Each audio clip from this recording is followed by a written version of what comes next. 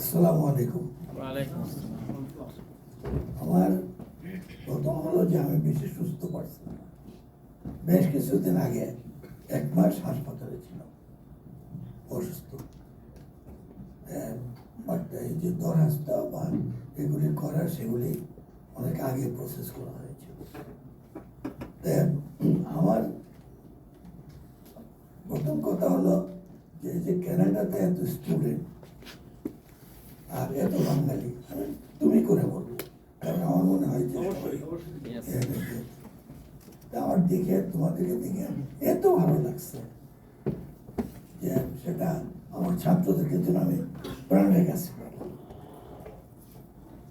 আমি কেবল বিউটি শিক্ষক ছিলাম। আমার জীবনে যখনই সুযোগ পেয়েছি গভর্নমেন্ট চাকরির পরে, আমি নর্থ সাউথের প্রফেসর ছিলাম, আইইউতে প্রফেসর ছিলাম, এবং সেগুলিও ব্র্যাক ইউনিভার্সিটি। এগুলি হলো প্রাইভেট ইউনিভার্সিটি পড়েছি, কোনোটাতে ফুল টাইম, কোনোটাতে পার্ট টাইম বা এরকম ছিল। বাট ওইখানেও আমার অসংখ্য ছাত্র আছে, ওদেরকে আমি পাই অনেক জায়গায় যখন এদের সাথে মোলাকাত। আমি 3-4টা কথা বলবো, যে সেটা হলো যে আমার কাছে যে এক্সপেকটেশন সেটা বলা হলো, ভবিষ্যৎ সম্বন্ধে একটু কিছু কথা বলা এগ্রিকালচারে। তো অতীতটা খুব ভালোভাবে জানা দরকার, অতীতটা ভালোভাবে জানা দরকার, তাহলে বোঝা যাবে যে কি বেঙ্গল বেসিন বলেছে নামটা। Bengal basin was never food self sufficient, British time থেকে এবং আরো আগে থেকে, কারণ এটাকে বলাই হতো নিম্ন অঞ্চল। সেই জন্য কোনো এক সময় ঢাকা ইউনিভার্সিটি, ঢাকাতে ইউনিভার্সিটি করা নিয়ে অনেক সমস্যা হয়েছিল। ক্যালকাটা ইউনিভার্সিটি বিভিন্ন বিজ্ঞ লোকরা বলেছে যে নিম্ন অঞ্চল আবার ইউনিভার্সিটি কেন, ওইখানে লেখাপড়া করে গরিব লোকরা থাকবে, সেখানে লেখাপড়া কি আছে। আমি মনে করি যে নিম্ন অঞ্চলেও খাদ্যের স্বয়ংসম্পূর্ণ হতে পারে এবং সেটারই পরিবর্তন। যখন ব্রিটিশ ইন্ডিয়ার সেকেন্ড ওয়ারের পরে আসলো, উইনস্টন চার্চিল যখন প্রাইম মিনিস্টার, সে সময় আসলো যে আমাদের 3 লাখ লোক মারা যায়, 3 লাখ 3 মিলিয়ন লোক মারা যায় ইন্ডিয়াতে, ব্রিটিশ ইন্ডিয়াতে।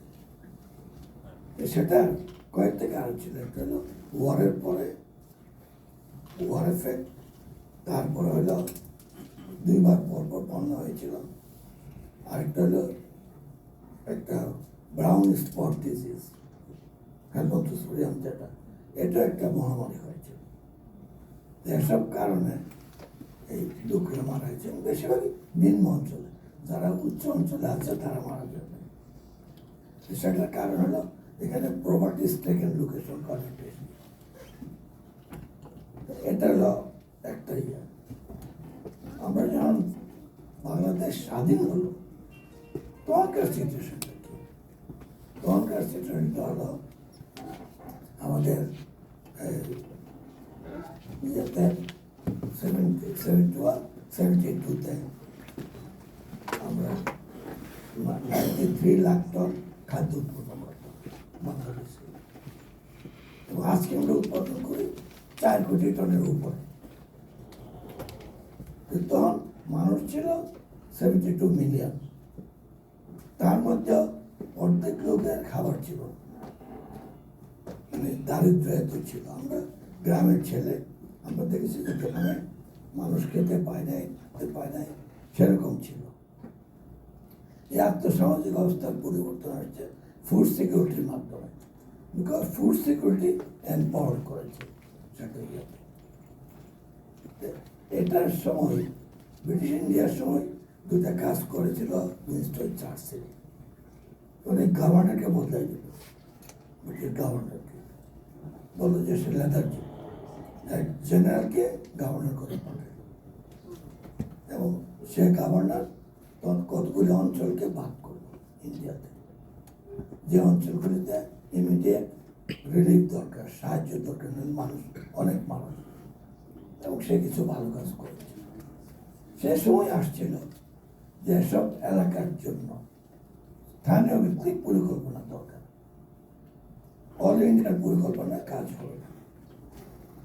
কথাটা খুব ইম্পর্টেন্ট, এটা যে স্থানীয় ভিত্তিক না হলে এগ্রিকালচারে পরিবর্তন আনা সম্ভব। এটা ম্যাক্রো লেভেলে হবে না, মাইক্রো লেভেলে যেতে হবে। তা আমার চাকরি জীবন যেহেতু 56 ইয়ার্স কাজ করেছি এবং বেশিরভাগই করেছি গবেষণা, রিসার্চ, একটু গবেষণা ম্যানেজমেন্ট, এবং তারপরে মন্ত্রণালয় থেকেও এসব লাইনই ছিল। সেখানে একটা জিনিস ছিল যে খাদ্যের জন্য ফুডে ডিফিসিয়েন্ট না হয়। কারণ বাংলাদেশে যেখানে এখন 180 মিলিয়ন লোক, সেখানে যদি ফুডের ডিফিসিয়েন্ট হয় তাহলে সেটা আমার খুব চিন্তা যে ওয়ার এবং ডিস্ট্রিবিউশনের ফার্টিলাইজার এবং বিভিন্ন ফেল করলে একটা মারাত্মক ডিভাস্টেশন হয়ে যাবে। সেটা যদি খুব তাড়াতাড়ি আমরা উত্তরণ হতে পারি তাহলে হয়তো একটা সুবিধা আসবে। এসব পরিস্থিতিতে বাংলাদেশের প্রেক্ষাপট, আমরা কিন্তু সবাই যেখানেই থাকি, পৃথিবীর যেখানেই থাকি, বাংলাদেশের সন্তান, এটাকে বলতে পারবো না। এবং এখনো আমাদের শিকড় বাংলাদেশে, প্যারেন্টহুডের কাছে আমরা যাই এবং সে কথাই মনে করি। একটা কথা আমি বলবো বিশেষ করে, যে আমাকে আমার এক শ্রদ্ধেয় শিক্ষক 3-4টা কথা উঠলো, সব বললো না, একটা বললো যে তুমি যখন গবেষণা করবা, ইউনিভার্সিটির শিক্ষক প্রফেসর আব্দুল করিম, উনি বললেন যে তুমি সেখানে একটা কাজ করবা, সেটা হলো যে কাজই করো কাজটাকে ওয়ার্ল্ড স্ট্যান্ডার্ডে করো। অযথা পাবলিকেশন বিভিন্ন জিনিস এগুলি করবো না, বাইরে বিভিন্ন জায়গায় করবো এবং রিপোর্টেশন করবো, এবং কোথাও বাংলাদেশে কাজ করবো না, ওয়ার্ল্ডও কাজ করতে হবে। সেই জন্য আমার লাইফের 8 বছর আমি শেষ দিকে করেছি ইন্টারন্যাশনাল প্রোগ্রামসে, বেশিরভাগই ইফ্রিতে international food policy research, FAO, তারপরে ইরি, বিভিন্ন প্রোগ্রামে কাজ করেছি ইন্টারন্যাশনাল। আসলে দেখা গেছে যে স্পেশালি আফ্রিকা বিভিন্ন জায়গায় যেখানে এখনো খাদ্যের অভাব, সেগুলো উত্তরণ সম্ভব। বেশিরভাগ হলো মিসম্যানেজমেন্ট, কারাপশন অ্যান্ড মিসম্যানেজমেন্ট।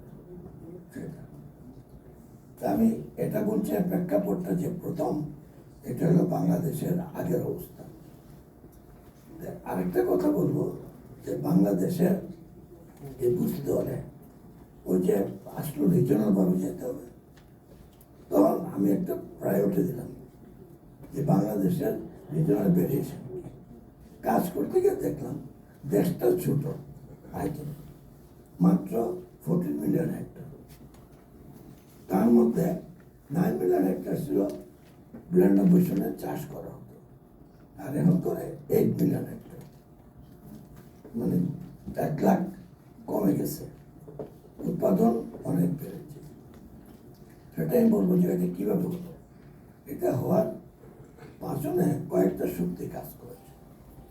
সেখানে আমি আমাদের ধানগড় ইনস্টিটিউটের 2-3 জনের নাম উল্লেখ করব, যাদের অবদান আমাদের থেকে অনেক বেশি। Doctor M. Amirul Islam, founder, director general. Shah Mohammad Hasanuzzaman, আপনার নাম শুনছেন অনেকে, ছাত্র। আর ডক্টর মুর্শিদ সিদ্দিক আহমেদ, ওনারা আমাকে খুব আদর করতেন, বলতো যে তুমি, আমার আদর করতো এই জন্য যে আমি খুব আউটস্পোকেন ছিলাম, যে কোনো জিনিস প্রয়োজন এটা আমাকে দিতে হবে, এটা আমি আদায় করতাম। এবার গভর্নমেন্ট থেকে হোক, ইনস্টিটিউট থেকে হোক, আমি আদায় করে কাজ করতাম নিজের প্রয়োজন। সেই জন্য যে ডক্টর কাজী ফজলুল্লাহ সাহেব, উনি আমাকে নিয়ে গেলেন, আমি ওনাকে একটা শর্ত দিলাম যে আমার গবেষণার অর্থে কোনো ক্রাইসিস হতে পারবে না, ফেসিলিটির কোনো ক্রাইসিস হতে পারবে। হি অ্যাগ্রিড, আমি গেছি সেই কন্ডিশন। উনি এটা হবে করছে, উনি অনেক অনেক কিছু নিয়ে দেয়নি, আমাকে দিয়েছে, টাকা পয়সা কমতে বলতে। ওনাদের থেকে আমি শ্রদ্ধা করি এই জন্য যে ওনাদের প্রথম জেনারেশনে ওনারা কাজ করছে, ওনারা হুইটকে ইন্ট্রোডিউস করতে চেয়েছে। হুইট অ্যাকচুয়ালি এটা আমাদের পরিবেশের জন্য খুব বেশি এক্সপানশন সম্ভব। আমরা 1.2 মিলিয়ন টন এখন উৎপন্ন, হাইয়েস্ট। কারণ হলো হুইট হলো উইন্টার টেম্পারেচার খুব সাংঘাতিক সেন্সিটিভ। উইন্টার টেম্পারেচার বিলো 20 আসলে আর হুইট হবে, সব গাছের মতো হবে। এই পরিবেশ বাংলাদেশের জন্য আমরা সেখানে এই বাংলাদেশের রাইসকেই প্রায়োরিটি দেওয়া হয়েছে। এবং রাইস ওনারা যে কথাগুলি বললেন, স্পেশালি মুন্সি সিদ্দিক আহমেদ সাহেব, উনি কিন্তু ফাউন্ডেশন তৈরি করে গেছিলেন যে এই কাজগুলি করতে হবে। আমার যেমন সৌভাগ্য হলো ডিজি হলাম ইনস্টিটিউটে, তখন আমি প্রথম পর্যায়ে দেখলাম সেখানে আমাদের ফেভারেবল ইকোসিস্টেম হলো 68%, আর আনফেভারেবল বাকি থাকে। এর মধ্যে 2.5 মিলিয়ন হেক্টর হলো কোস্টাল এরিয়া, প্রায় হচ্ছে একটা বরণ্য অঞ্চলে একটা ক্রপও সম্ভব, আর একটা রাইস ক্রপ 9 মাস লাগতো আগে, এবং সেখানে ছিল 1.9 টন ফলন। তাই ইনসিলিং বাড়াইতে হবে, ক্রপিং ইন্টেন্সিটি বাড়াইতে হবে। আরেকটা হলো যে এইসব পরিবেশের জন্য জোর দিতে হবে, সেগুলিতে প্রায়োরিটি দেওয়া হয়েছে।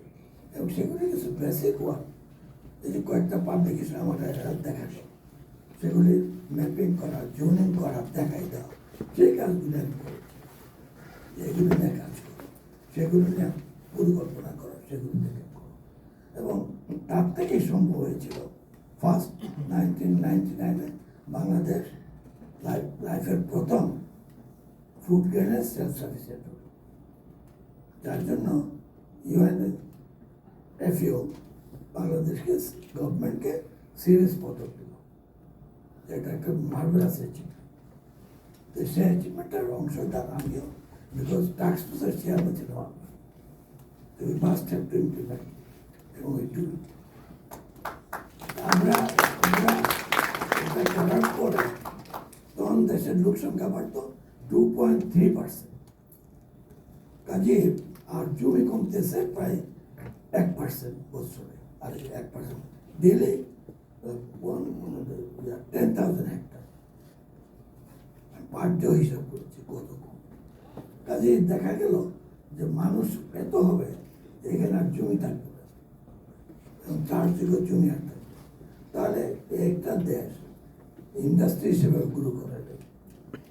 গার্মেন্টস একটা সেকেন্ডারি ইন্ডাস্ট্রি, আমরা বিদেশ থেকে এনে একটু প্রসেস করে বিদেশে পাঠাই, কিন্তু প্রাইমারি ইন্ডাস্ট্রিজ আমাদের দেশে গ্রো করে, কাজে এমপ্লয়মেন্টের অপরচুনিটি খুব কম, এবং সেটা আমাদের নাই। এবং সেই জন্যই আমাদেরকে খুব কষ্ট পাইতে হয় অনেক সময়, যে ফরেন কারেন্সি নেয়। বিড়িতে যাওয়ার পরে একটা কাজ করেছিলাম, সেটা হলো যে আমি যখন বিড়িতে যাই তখন আপনারা এবং কানাডায় বাংলাদেশ রাইস ইনস্টিটিউট থেকে প্রায় 150 বিজ্ঞানী চলে গেছে, এবং তারা অনেকে পিএইচডি করা এবং শিক্ষিত তারা। আমি দেখলাম যে আমার তো লোক দরকার, আই নিড ফার্স্ট যে ম্যান পাওয়ার লাগবে। আমি তাড়াতাড়ি প্রজেক্ট তৈরি করে মিনিস্ট্রির মাধ্যমে একটাকে দিলাম। একটাকে আমি 52 পিএইচডির প্রস্তাব দিলাম, সব বিদেশি প্রস্তাব দিলাম, ভালো ভালো ইউনিভার্সিটি। এবং এটাতে ফাইন্যান্স মিনিস্টার দিতেন, finance minister oppose in the meeting, যে এটা একটা ম্যান পাওয়ারের এত বড় প্রোগ্রাম হয়। তারপরে প্রাইম মিনিস্টার মিটিং কন্ডাক্ট করছে, আমি একটু হাত ধরে আছি, আমাকে তো কেউ চিনে না সেখানে, কারণ একদিকে মিনিস্টার নিচে কেউ কথা বলতে পারবে, ওনারা কথা বলে হাত ধরে রাখছে। তখন আমাকে প্রাইম মিনিস্টার ইন্ডিকেট করলো যে উনি কে, তখন মিনিস্টার বললেন, সেক্রেটারি বললেন যে ডক্টর চেক করে হ্যাঁ নাম ঘোষণা দিয়েছি। সেটা কথা বলার পরে অনুমতি দিল। আমি দুটা কথাই বললাম যে মাননীয় ফাইন্যান্স মিনিস্টার যে প্রশ্ন করল যে এত পিএইচডি 30 জন হলে হয় এটা হয়, আমি সিচুয়েশনে বললাম যে এতজন চলে গেছে, আর এই পিএইচডি না হলে সরকারের ভীষণ ক্ষতি হবে, কারণ আমার যে জেনারেশন চলে গেছে এটা ফিল আপ করতে হবে। তখন আমি বললাম যে আমি এটা না দিলে হবে, কিন্তু দেশ ইমিডিয়েটলি খাদ্যে ঘাটতি বাড়াবে। তখন দিলেন প্রাইম মিনিস্টার বলল প্রজেক্ট পাস, কারণ এক থেকে আমি কোনো সময় কোনো গভর্নমেন্টের কাছে কোনো প্রজেক্ট নিয়ে ফেরত আসিনি, এটা কল্পনা করা যাবে। একসাথ হোক, হাসিনা হোক, হায়দার দিয়ে হোক, এক থেকে আমার প্রজেক্ট পাস হতে হবে, এই ছিল আমার priority. Agriculture should be the first priority. এটা দেওয়ার পরে আমি একটা সিলেকশন করতে গেলাম। তা আমাকে দেওয়ার পরে আমার এক মেম্বার একটা বললো, স্যার আপনি তো বিপদটাকে আনবেন, 152 জনকে আপনি সিলেকশন করবেন, আপনাকে তুদবির করতে করতে খেয়ে ফেলবেন। তাই বললাম যে এটা ঠিক কথা, যে আমার জন্য খুব বার্ডেন হবে, সিলেকশন আমরা করবো। আমি একটা প্রসেস আবিষ্কার করলাম, সেটা হলো যে এরিয়া আইডেন্টিফাই করলাম কোন এরিয়াতে কতটা হবে, কোন ইনস্টিটিউটে কতটা। আইডেন্টিফাই করার পরে আমরা নিজেদেরকে বলে দিলাম যে যেসব স্টুডেন্টরা কোয়ালিফাই করে যে ক্রাইটেরিয়ার ভিত্তিতে, late all them to apply, fill up, তাদের রেটিং তারা দিতে হবে। রেটিংয়ে বলেছি এত হলে এত পাবলিকেশন, এত এক্সপিরিয়েন্স, এত ক্লাস থাকলে এত, এবং সেগুলো সব বলা আছে।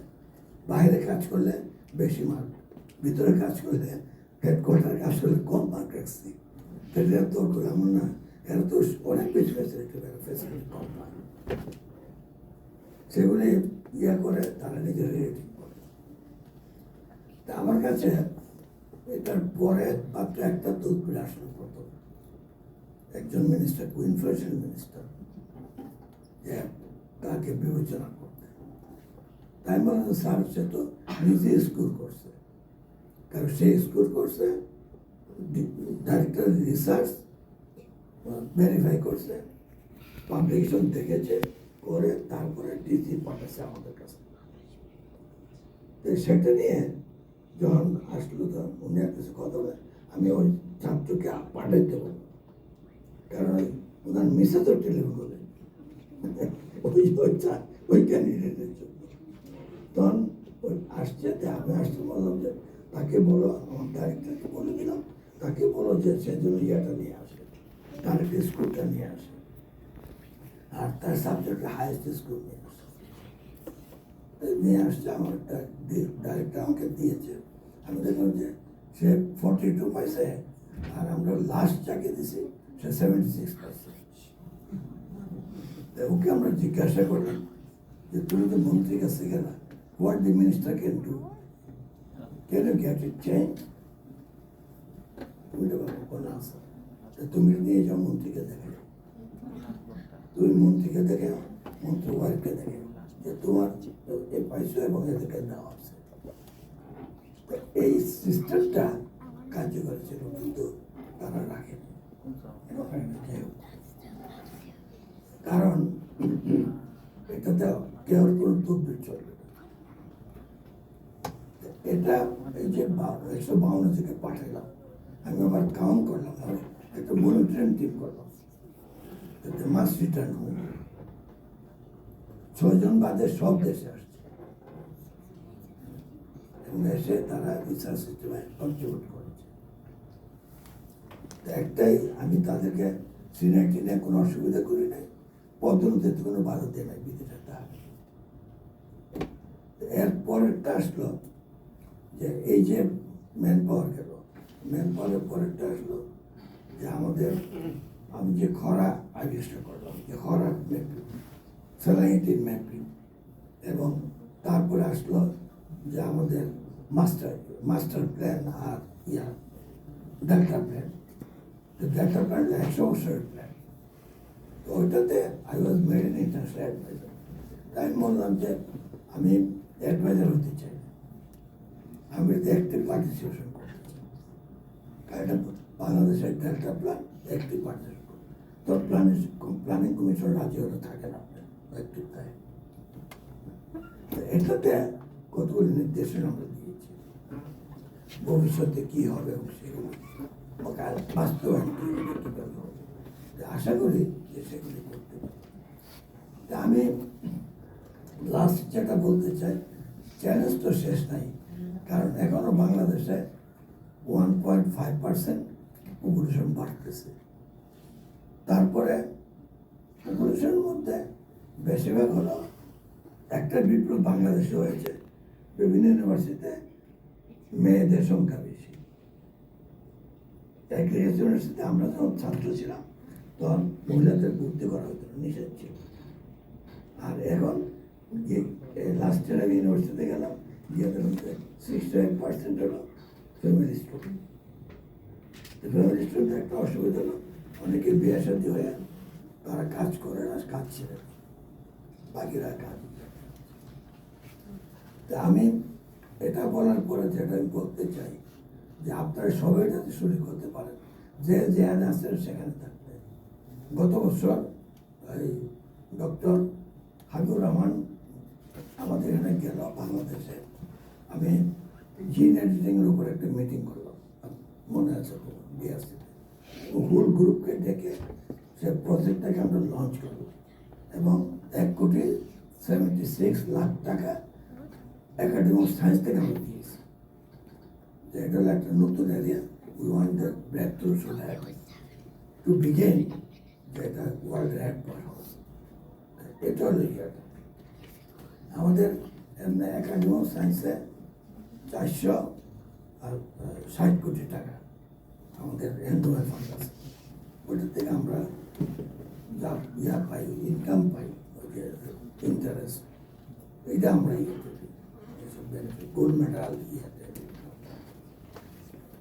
বাট আমার তো ওইটা ডিসিপ্লিন করে এগ্রিকালচার, ওই তো সব ডিসিপ্লিন বানাচ্ছে, মেডিসিন, হেলথ, ইঞ্জিনিয়ারিং, সব ডিসিপ্লিন আছে, সবই আমাকে ব্যালেন্স করতে হয়। তা এখন কয়েকটা শর্ট কথা বলে আমি শেষ করে দেবো। সেটা হলো যে ওভারকামিং চ্যালেঞ্জেস। তার চ্যালেঞ্জগুলি কী কী? চ্যালেঞ্জ হলো ফার্স্ট হলো এডুকেশন। বাংলাদেশের শিক্ষার মান কোথায় গেছে সেটা আপনারা বলতে পারেন। আপনারা প্রত্যেকে নিজের একটু চেক করতে পারেন যে শিক্ষার কী হালাত। নাম্বার বাড়ছে, কোয়ালিটি জিরো। এখন বিগত সরকার গ্রামগঞ্জে এগ্রিকালচার ইউনিভার্সিটি দিচ্ছে, অসংখ্য এগ্রিকালচার ইউনিভার্সিটি, কিন্তু এগ্রিকালচার ইউনিভার্সিটি দেন বাংলাদেশে এগ্রিকালচার ইউনিভার্সিটিতে আমাদের 825 একর ফার্ম আছে, ফ্যাসিলিটি আছে, এবং তার মধ্যেও বিভিন্ন রকমের ফার্ম। অনেক ইউনিভার্সিটিতে কতগুলো বিল্ডিং হয়েছে, কোনো ফার্ম নেই, কিছু নেই। এই যে এগ্রিকালচার লেখাপড়া, ফিশারিজ লেখাপড়া, ভেটেরিনারি সায়েন্স, সেভাবে তো হবে না।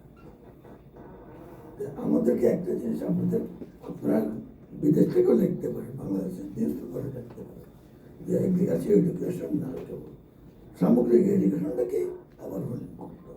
আপনি জানেন যে প্রফেসর ওহিদুদ্দিন মাহমুদ প্রথম শিক্ষার অ্যাডভাইজার হয়েছিল, তাকে ছাত্র পায়, সে যে লোক জীবনে কোনদিন সেকেন্ড হয় নাই, আমার ক্লাসমেট, এই যে আমাদের ক্লাসমেট, একই ইয়ার বেঁচে একই সময় সেকেন্ড হয় নাই, সে ছাত্রদেরকে অটোমেশন দিয়েছে, পরীক্ষা না দিয়ে পাস।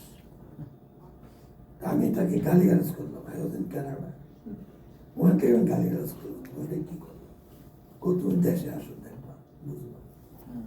কথাটা হলো দেশে এখন যেমন সবচেয়ে বড় মাছ হলো রিক্সা পোলা, তারা যদি একসাথে হয় দেশে আর কিছুই চলবে না, তারাই সব। আমরা বলবো যে আপনাদেরকে নজর দিতে হবে যারা কৃষিবিদ আছেন, এই যে এগ্রিকালচার এডুকেশন হচ্ছে, আপনারাও লেখাপড়া করে আসছেন এবং বর্তমানে যে লেখাপড়ার অবস্থাটা মানটা কীরকম এবং এই বর্তমান কম্পিটিটিভ ওয়ার্ল্ডে তাদের সিচুয়েশনটা কোথায় হবে, কোনো জায়গা নেই তাদের।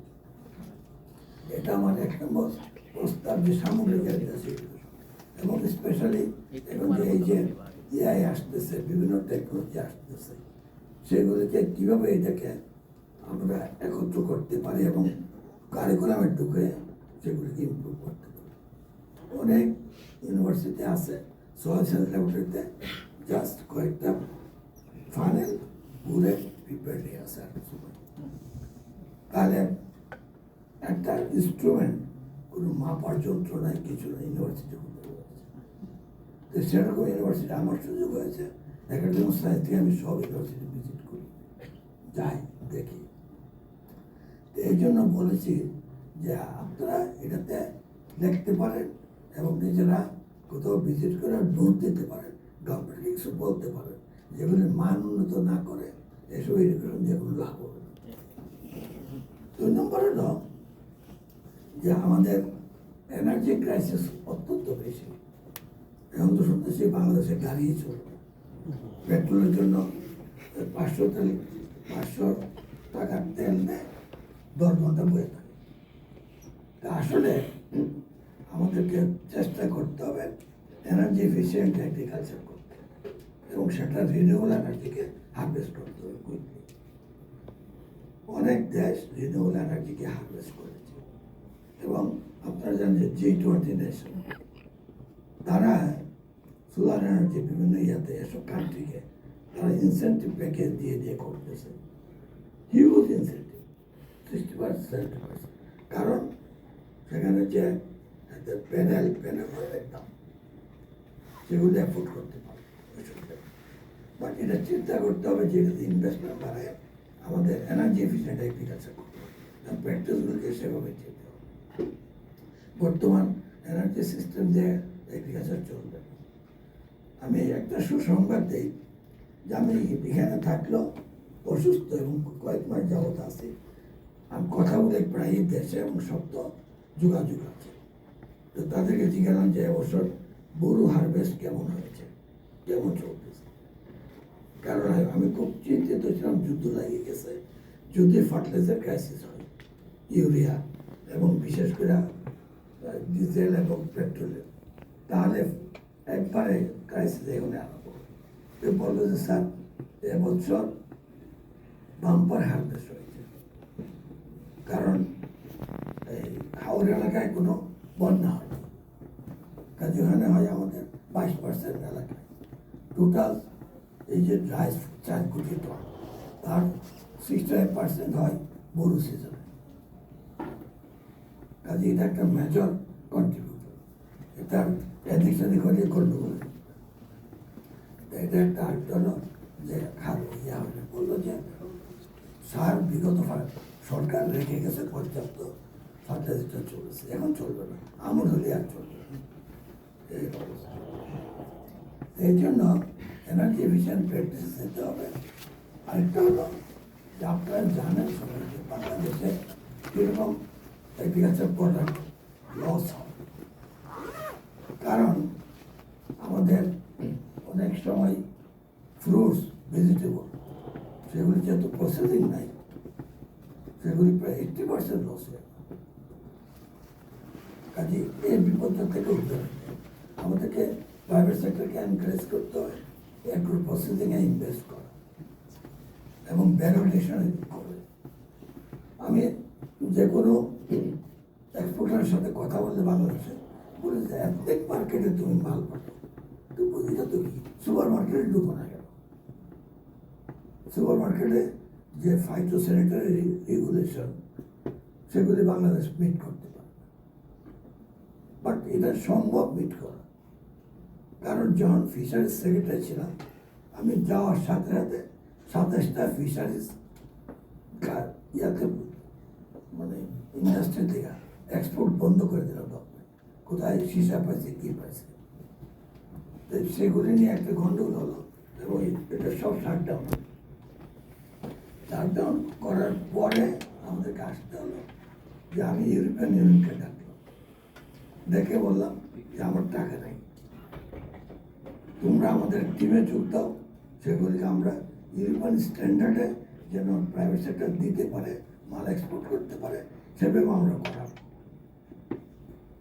ইউরোপিয়ান ইউনিয়ন কনসাল্ট করে আগে আসলো, তারা নিজেদের সুপারভিশনে করেছে, ল্যাবও করেছি তাদের সুপারভিশনে করে, সে সার্টিফিকেশনে আমরা এগুলি খুব আমার মনে হয় 5-6 মাসে ওভারকাম করেছি।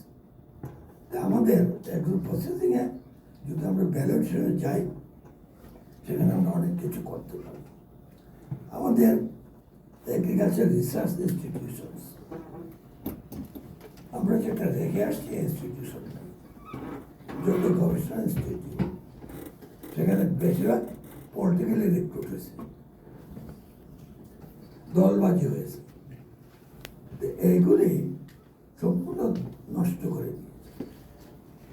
একমাত্র ধান গবেষণা ইনস্টিটিউট বাদে ধান গবেষণা একটু কম হয়েছে, আর এত মাছ রিক্রুটমেন্টও করে বাড়িতে বিভিন্ন জায়গায় সুগার কিনে অনেক কিছু ফিশারিজ লাইফ স্টকে অনেক পলিটিক্যাল ব্যাপার হলো কোশ্চেন হলো মেরিট, ট্যালেন্ট যদি হার্নেস না করে তাহলে সেগুলি হবে। তাহলে আমরা একটা কাজ করতেছি, যে চেষ্টা করছি যে ইনস্টিটিউশনকে একটা নতুন পদ্ধতিতে একটা রিক্রুটমেন্ট করা যায়। দেখেন ইন্ডিয়াতে director general of ICAR, Indian council of agriculture research, সেটা ডাইরেক্ট রিক্রুটমেন্ট করে from any profession, from anywhere they can get. এই যে রিক্রুটমেন্টটা, এই রিক্রুটমেন্টের process government handle, but he immediately is recruited as the DG of ICAR and secretary to the government. The rank ever high. He is the fourth in the status. এটা তারা করতেছে। আমাদের দেশে এই পদ্ধতি চালু করার জন্য প্রথম তো ইনস্টিটিউটে অপোজ করে, এরপরে যে রাজনৈতিক মোটিভ নিয়ে আসে সেখানে এটা করা যায়। এটা আমি বহুদিন যাওয়ার চেষ্টা করতেছি, এটা আমার এখন একটা প্রচেষ্টা আছে, ব্যর্থ হয় নাই, নিরাশ হয়নি, এটা হবে না, এটাকে করতে হবে। কিন্তু এটাতে আপনাদের যোগ দিতে হবে যে কীভাবে ইনস্টিটিউশন ডিমান্ড করতে হবে। আমি হাবিব, শহীদ, যারা যারা এরকম ইউনিভার্সিটি, বিভিন্ন ইউনিভার্সিটি, সারা পৃথিবীতে অ্যাডভান্স ইউনিভার্সিটি আমাদের, তাদেরকে বলবো এটাতে নজর দাও, এবং বলা হচ্ছে যে কোয়ালিটি ইমপ্রুভ করো, এবং সেখানে হায়ার ডিগ্রি বাইরে করো, ক্ষতি নেই, আমরাই বাইরে এলাও করি, কিন্তু বিদেশে আর বাইরে দুইটা মিলাই করতে হবে। এখানে যদি আমরা রিভাইটালাইজ না করতে পারি ইনস্টিটিউশনকে, তাহলে research will not bring no fruits. আমাদের ইন্টারন্যাশনাল কোঅপারেশন, আমি যখন এগ্রিকালচার রিসার্চ কাউন্সিল ছিলাম, 22টা কান্ট্রিতে আমরা ইন্টারন্যাশনাল কোঅপারেশন করেছি। ব্রাজিল একটা দেশ, আপনার নাম অনেক বড় দেশ, তাদের থেকে আমরা ডিরেক্ট রিসোর্স করছি, বলছি যে ব্রাজিল থেকে আনা যাবে, আমরা এনেছি, এবং ব্রাজিলের সাথে বাইরে কার্ড কোঅপারেশনে গবেষণা। এরকম এটাতে আপনাদের নজর দিতে হবে যে প্রাইভেট, পাবলিক হোক প্রাইভেট হোক, নতুন এরিয়াতে ইনোভেশনস আছে, কীভাবে কোঅপারেশন করতে চায়, এবং BRC can sign any MU, তা না হলে বাংলাদেশ একাডেমিও ক্যান সাইন এনি এমইউ, এবং সেই এমইউর মাধ্যমে আমরা কাজ করতে পারি। এটা আমি আপনাদেরকে উন্মুক্ত করলাম যে একাডেমি অফ সায়েন্সের সেটা করার সময় আমরা একটা জিনিস বলবো যে বাংলাদেশের বোল্ডার এম্বাঙ্কমেন্ট যেটা করা হয় ফ্লাড এবং বিভিন্ন জিনিস মোকাবেলা করার জন্য, আনফর্চুনেটলি এগুলো নষ্ট হয়ে গেলে নেভার রিপেয়ার, ও রিপেয়ার হয় এবছর হলে আবার আগে বছর চলে গেল। এতে অনেক ক্ষেত্রে পরিবেশকে ধ্বংস করছে, নদী সিলটেশন হতেছে, এবং আমাদের অকার্যকর মানে কৃষিকাজ হচ্ছে, ইনভেস্টমেন্ট নেদারল্যান্ড যে দেশ, সেখানে তারা উল্টার করে নো রিগ্রেট মেজার। তা আমি তাদেরকে জিজ্ঞাসা করছিলাম, না ধরেন ভিজিট করলাম তাদের সাথে নেদারল্যান্ড যে ওয়াটার কাউন্সিল, ওটাতে মিটে গেছি কয়েকবার। তাদেরকে জিজ্ঞাসা করলাম তুমি করো, তো বললো যে আমাদের যে chairman of the council is in the rank of the prime minister. কারণ জানে যে এই পান যদি বেগে যা বাদ, তাহলে আর সেখানে নেদারল্যান্ডের কোনো থাকে না। আমি ওরা বলে যা নো রিগ্রেট না, যেমন 100 বছরে ভাঙবে না, নষ্ট হলে এরকম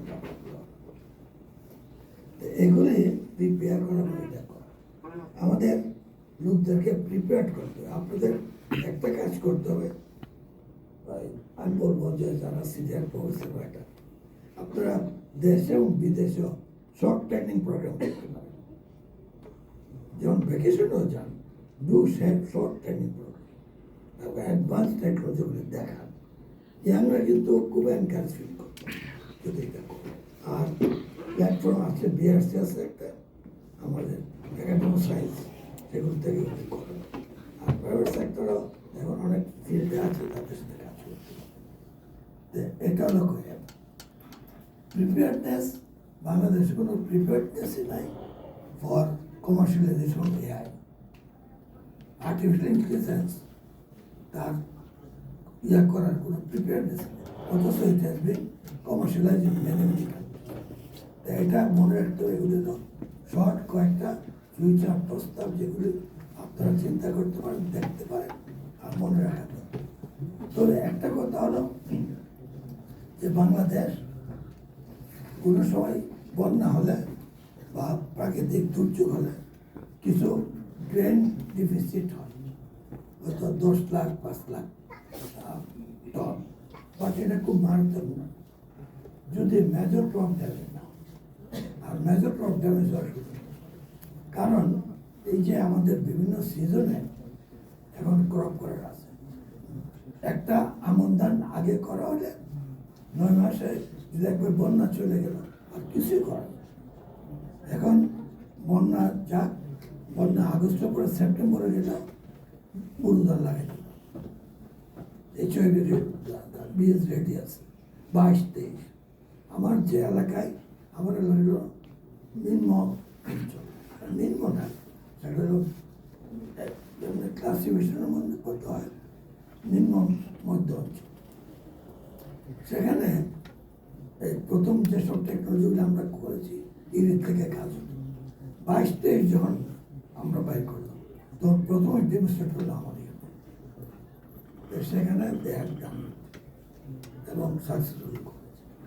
আমি বলছি যে এখন যে অ্যাডভান্স এরিয়াগুলি, সেগুলোর টেকনোলজি অনেক আসছে, সেই জন্য বন্যা বা এগুলি হয়ে খুব বড় ক্ষতি করতে পারবে। একটা ক্রপ ড্যামেজ হলো ইয়েতে করা। আমি Canada, Bangladesh Canada association in Edmonton, ওনাদেরকে সবাইকে ধন্যবাদ দিচ্ছি সুন্দর আয়োজন করার জন্য।